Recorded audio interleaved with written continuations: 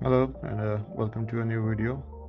So this is for all of you who are using Grok Imagine, and you've noticed that when you generate a video on Grok, there is obviously audio generated as well, along with the video, but and that is playable in the browser as well.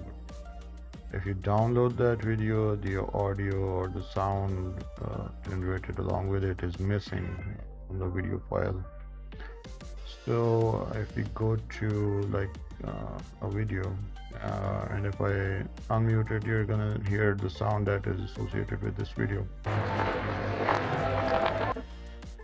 Let's download this. Let's play it. So as you can see that there's no sound with this video.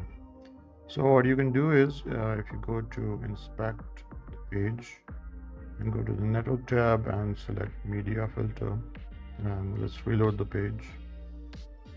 You can see that there are a couple of files, video files associated with this page. So these are the video files, and there is a separate audio file that is generated for this video. So staying in the browser, these both are played at once, but when you download, you only get the video file. So what you can do is select the audio file and copy the URL.